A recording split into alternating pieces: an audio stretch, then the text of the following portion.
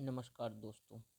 आज हम आप सभी लोगों के लिए ग्रुप डी के सीबीटी फर्स्ट के लिए जीव विज्ञान से आधारित कुछ महत्वपूर्ण प्रश्न लेके आए हैं, जो पार्ट फर्स्ट होगा। किसके? ग्रुप डी के लिए। ग्रुप डी के लिए ये सभी होते हैं। तो आज हम लोग जो पढ़ेंगे वह किससे रिलेटेड है? जीव विज्ञान का एक चैप्टर है, उस चैप्टर से हम लोग दोहराएंगे। तो यहाँ पे पहले लिखा हुआ है कोशिका विभाजन एवं जैविक अणु। क्या लिखा हुआ है? कोशिका विभाजन एवं जैविक अणु। कोशिका विभाजन वह प्रक्रिया है जिसमें जनक कोशिका दो या अधिक संतति कोशिकाओं में विभाजित हो जाती है। कोशिका मतलब सेल, आप लोग जानते होंगे, इंग्लिश में इसको सेल कहा जाता है। विभाजन कोशिका चक्र एक भाग है। कोशिका विभाजन सामान्यतः दो प्रकार का होता है। एक होता है समसूत्री, दूसरा होता है अर्धसूत्री विभाजन। चलिए आगे देखते हैं। इसमें दोनों का अंतर दिया गया है। समसूत्री और अर्धसूत्री विभाजनों में मुख्य अंतर क्या होता है? समसूत्री विभाजन कायिक कोशिका में होता है। अर्धसूत्री विभाजन जो जनक कोशिकाओं में होता है। एक कोशिका के विभाजन में दो संतत कोशिकाओं का जन्म होता है। दूसरी बात लिखा है यहाँ अर्धसूत्री में, अर्धसूत्री विभाजन में चार अगुणित जनक कोशिकाओं का जन्म होता है। समसूत्री मात्र कोशिका जो होता है अगुणित एवं द्विगुणित हो सकती है। कोशिका विभाजन में प्रत्येक नाभिक में गुणसूत्र आप सभी लोग जानते होंगे, क्रोमोसोम की संख्या जो होती है समान रहती है।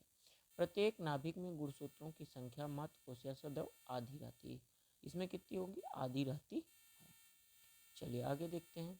यह यस अवस्था में पूर्व घटित होती है, जिसमें डीएनए की प्रतिलिपि बनी रहती है। और दूसरा लिखा है केवल अर्धसूत्री वन अवस्था यस अवस्था से पूर्व घटित होती है। पूर्व अवस्था के दौरान समान गुणसूत्रों में युग्मन नहीं होता है। पूर्व अवस्था के वन के दौरान सभी समान गुणसूत्रों में पूर्ण युग्मन होता है। गुणसूत्रों के आदान प्रदान के समय डीएनए में कोई विनिमय नहीं होता है। इससे रिलेटेड आप सभी लोगों को प्रश्न भी कराए जाएंगे। पहले आप सभी लोग इसको देख लीजिए। इनमें कम से कम एक आदान प्रदान होता है। पश्चावस्था के समय सेंट्रोमियर अलग हो जाते हैं। समसूत्री विभाजन के पश्चात प्रत्येक संतत कोशिका में जनक कोशिका के समान डीएनए गुण पाए जाते हैं। पश्चावस्था 2 के दौरान सेंट्रोमियर अलग होते हैं। चलिए आगे देख लेते हैं। इसमें अर्धसूत्री विभाजन के पश्चात प्रत्येक संतत कोशिका में केवल आधे डीएनए गुण ही पाए जाते हैं।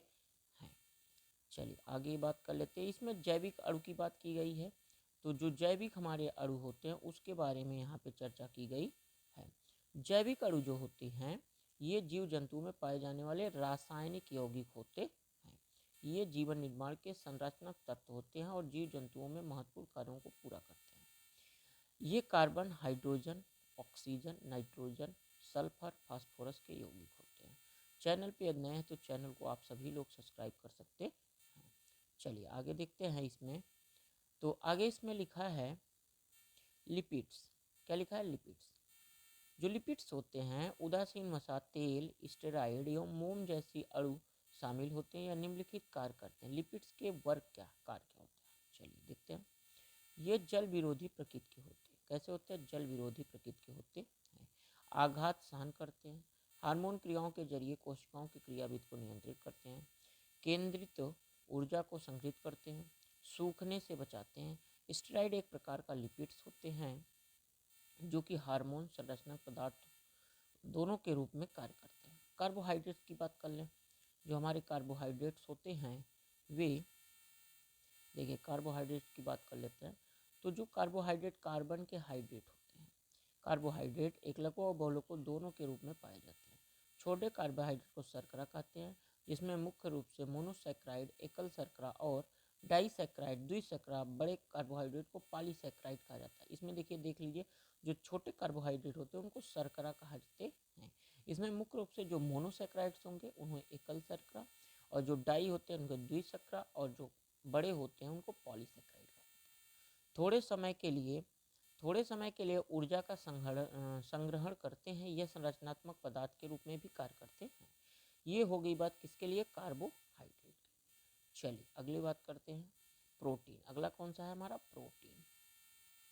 प्रोटीन में क्या होता है, प्रोटीन अमीनो अम्ल के बहुलक होते हैं। प्रोटीन अम्ल कैसे होते हैं, अमीनो अम्ल के बहुलक होते हैं। यह जल कोशिका में जैविक अणुओं के कुल भाग का लगभग आधा भाग प्रोटीन से बना होता है। प्रोटीन निम्न अहम भूमिकाओं को निर्वाह करते हैं, जैसे एंजाइम में उत्प्रेरक के रूप में करता है, संरचनात्मक पदार्थ केराटिन के रूप में नाखून बालों में पाए जाने वाला प्रोटीन, ये अगला संकुचन मांसपेशी ऊतकों के संकुचन एवं विश्राम की क्रिया में एक्टिन और मायोसिन फाइबर के रूप में, सिग्नलिंग संदेश भेजना, इंसुलिन प्रकार के हार्मोन शरीर में शर्करा की मात्रा को संतुलित करते हैं। चलिए आगे देख लेते हैं न्यूक्लिक अम्ल। जो हमारा न्यूक्लिक अम्ल होता है वह न्यूक्लियोटाइड के बहुलक होते हैं। कैसे होते हैं, न्यूक्लियोटाइड के बहुलक होते हैं। प्रत्येक न्यूक्लियोटाइड के में मुख्य रूप से 3 घटक होते हैं। कितने घटक होंगे, तो 3 घटक। एक गोलाकार अणु जो कि नाइट्रोजन आधार के वर्ग से संबंधित है। चलिए आगे बात करते हैं इसमें। 5 कार्बन पेंटोस शुगर, एक से अधिक फास्फेट समूह, डीएनए, आरएनए, डीएनए सब लोग जानते होंगे, डीएनए, और एक होता है आरएनए, राइबोन्यूक्लिक एसिड, और राइबोन्यूक्लिक एसिड आरएनए का हो जाएगा, और डाइन्यूक्लिक एसिड हमारा हो जाता है डीएनए का। तो ये दो हमारे होते हैं। चैनल पे नए हैं तो आप सभी लोग चैनल को सब्सक्राइब कर दीजिएगा। पर डे आप सभी लोगों को